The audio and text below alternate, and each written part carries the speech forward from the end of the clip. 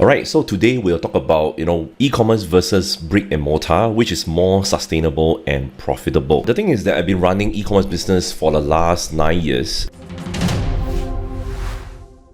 I never run any brick and mortar business. So this is purely my opinion, okay, of seeing how some of my friends run their own brick and mortar business, seeing how I run my e-commerce business, right? So let me just share with you this. So, for brick and mortar, right? Brick and mortar, okay. So we call it B&M, right? So B&M business, right? Normally you will have to store your goods at a store. If you own a store at Orchard Road, for example, Singapore, we have our own Orchard Road where it's patronized, where there's a lot of traffic, at that location, and a lot of tourists like to go shopping over there. And if you have a store over there, a brick and mortar store, a B&M store over there, you need to store the goods at your store, and you need to hire staff. You got to have fulfillment service. If you have an online store, that means you're going to actually get somebody to pick up the goods from your store at Orchard Road and send it to the customer who ordered it online. Okay, so there's gonna be a lot of things involved, like for example, number one, you gotta hire staff, payroll issues, medical leave, staff welfare. Do you have, like, for example, any compensation, workman's compensation? Then you gotta have to buy insurance, for your store, those kind of like commercial insurance for the store itself also. And you got to actually, fork out some money to renovate that place. There's some kind of renovation involved. There's some kind of capital, involved. So the capital involved, right, is going to be a major 6 figures. Okay, so let's not talk about like store at Orchard Road, right? So let's talk about maybe a store at the Heartlands. All right. So even though you open a store in the Heartlands, you still need to prepare about maybe $100,000 to $200,000, and I'm talking about US dollars, all right, US dollars, to set up everything. And you need the government's approval. Does the store conform to the what they call it, to the government regulations and all that? And is your is your staff, is your team well trained in handling the customers itself, right? And the worst part is it 24 hours, right? So because the rationale of having a store 24 hours, right, is because this is very important. It's because the thing is that a lot of customers, right, they will want to actually buy things when they are free, right? So you'll open a store maybe, from the morning, maybe like 9 a.m. to maybe about, 10 p.m. when your store closes. But how many hours do you face your customers, all right? Okay, and how many hours are you really making sale? So this is one of the things that you might want to consider. And some customers might want to shop at home, right? So if your B&M store doesn't provide this kind of like in-house delivery or outbound delivery services, then the sales will be impacted. Like for example, during this pandemic season, a lot of B&M store closed down is because they do not have, they are not prepared, okay, to actually have a sudden closure of their store. And they are not prepared, they don't have their websites, they don't have their customer, email list, they don't have email, they don't have any way to reach out to the customers, say that, hey, even though our B&M store closes down, we're still online, we're still fulfilling the goods, right? So there's one client of mine in the past, we actually advised this client saying that, hey, you could actually convert your spectacle shop to something that is that's for people to buy online, right? So that's about like 3 years before this pandemic strike. But the thing is that this client is like, spectacle, I think people is they intend to actually come down to my spectacle shop and buy, and I don't think I want to invest this money, right, to actually making my store online, okay, because I think that they want to come down and buy. Yeah, it's true, right? Many years back. Okay, but right now during the pandemic, there's a lot of stores that actually open up, especially spectacle shops. They actually open up their own stores online, and and they can still fulfill, their customers' orders and things like that, right? So as you can see that during this pandemic, there's a lot of businesses that actually pivoted. They actually pivot to e-commerce stores instead, right? And use their stores, their physical stores, as a fulfillment center, as a storehouse. So in fact, that spectacle shop, right, they actually go 80% online, 20% their customers still go to the shop, but it's within that region, right, within that area. And majority of the customers now come from outside their region, right? So like for example, some of the customers want to buy contact lenses, saline solution. They can actually go online and buy, and within the next 2 hours, the spectacle shop will deliver, right? So that's how they pivot. Okay, so if you're asking me, like, what's the difference between a brick and mortar business now during the pandemic, you can literally see the difference, right? A lot of B&M store they closed down is because they do not have that e-commerce arm to help them tide over this period, right? And e-commerce shop, you do not need to have a physical shop. You just, you can just send your products over to a third-party warehouse, where we are doing that in the US, and we are able to tap into any customers in the world. So let's say, for example, if I want to tap into customers in the UK, I want to tap into customers in Japan, I just need somebody to actually translate the website, and we can actually advertise in Japan, right? And whenever there's any queries that come in, I can look for any virtual assistant whose main language, or they are very well versed in the Japanese language, to talk to them, right? So it'll be as easy as like that. When you hire virtual assistant to help you, there's no need for you to actually go through the long and tedious traditional interview process. You can just hire like that.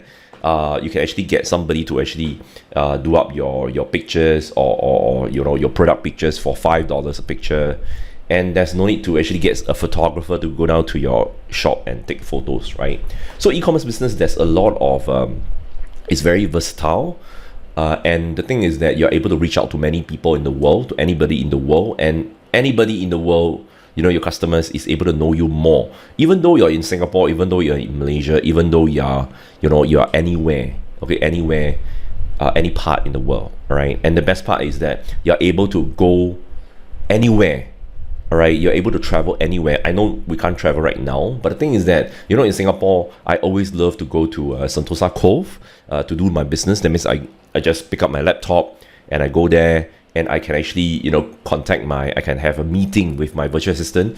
I can go and see my sales on my store itself, whether the sales from US is doing okay, whether the sales from UK is doing okay, whether the sales from Netherlands is doing okay, right? So while working at Sentosa Cove, just a cafe over there, right? And I can just pay for a latte, right? A $5 latte, and just sit there, right? And I can conduct anything, right? Anything, anywhere, and I can work from anywhere, anything I want, right? So the products is already at Amazon warehouse, or you can actually store your products at third-party warehouses, where they provide fulfillment service, customer service, returns, refunds, replacement. They can do that also. But the thing is that if you're somebody new in e-commerce, right, then I recommend you to actually start selling on Amazon, because the fulfillment portion, right, is handled by Amazon. All right, and if you know how to handle it yourself, that means if you know how to handle this kind of like third-party fulfillment services yourself, you can actually look for other services in the US, Netherlands, there's a lot, US, UK, Japan, anywhere in any country, they have this kind of third-party fulfillment service, right? So all in all, you can just send the products over to them. They'll fulfill your products for you, right? And as for, in the B&M store concept, we talk about, the staffing issue, right? The staff, okay, right? So you're talking about, people taking medical leave, or we call it MC, their annual leave, right? And things like that. Well, we have team members taking leave and all that, but the thing is that they are not as disruptive as if you have a physical shop. So if you have a physical shop, right, you need somebody to be there every day, right?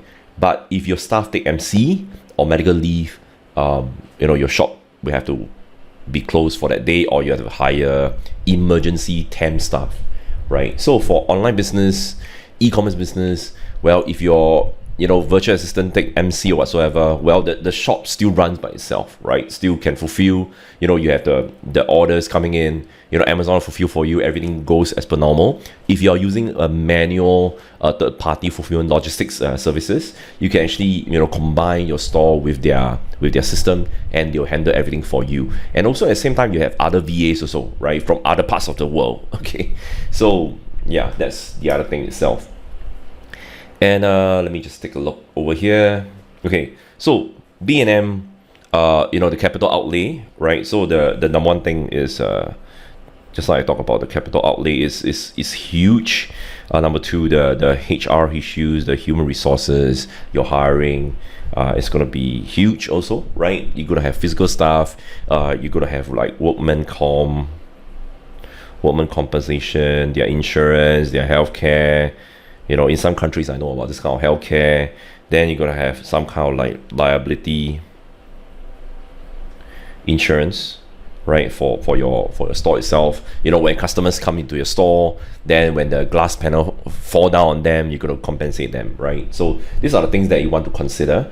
And the capital outlay normally is like, maybe you need like 200k to maybe 300k in a good place, maybe at Orchard Road. If you want to have something that, if you want to be anywhere near a high traffic area, maybe $200,000-$300,000 in capital, because you got to buy stock, right? You got to hire people, maybe got to hire like maybe 5 people, rotate shift. You got to have some emergency fund, but majority of the funds maybe 100k. From here, 100k we're going to renovation, right? So this is $100,000. Okay, renovation. But the thing is that e-commerce business, you do not need so much of capital, right? So e-commerce business would be capital, that's not that intensive. You just can start with maybe about, if you want to actually have the full suite of manpower and all that, maybe just like $5,000. That means you have VA at the start, you have 5 virtual assistants working with you, you have your store ready, you have your goods ready, you have your whatever, all right, $5,000. Good enough. Okay, then it's 24 hours, right? 24 hours, and it's worldwide. Okay, and 24 hours worldwide, and no MC issue. It's minimum MC issue, minimum people taking medical leave, annual leave, because they take leave no problem, right? So even though for my team, right, they can actually take leave whenever they want, they can take medical leave whenever they want, but the system is still there, right? Because they actually work from anywhere in the world, and we just set up automation system for the business to continue, right? So everything is majority of the things is automated. Okay, the best part is you can work from home or anywhere, right? Okay, so yeah, so that's the major difference, like just now what I mentioned, right? E-commerce versus brick and mortar, which is more sustainable. I think you can see that, e-commerce is much more sustainable because of the capital outlay, 24 hours worldwide, manpower issues is kept to the minimum. The goods you can actually store anywhere in the world. There's no need to store at an expensive warehouse at a location. There's no need to actually store at home and things like that, right? And from there, you're able to cut down on a lot of things. You're able to charge US dollars, euro, pounds, and you'll be more profitable, right? Especially when a currency exchange comes in, then you'll be much more profitable from there, right? So if you're interested in learning, how to actually start an Amazon e-commerce business, you can actually tap on this link, all right? So yeah, I think it's this link, right? bit.ly/willywebclass. Or if you're interested in working with me in setting up your Amazon e-commerce business, you can actually tap here. I think it's here. All right, interested in working with me. So you can go to bit.ly/waform. All right. So that's about it for this video. I'll see you in the next one. All right. Cheers.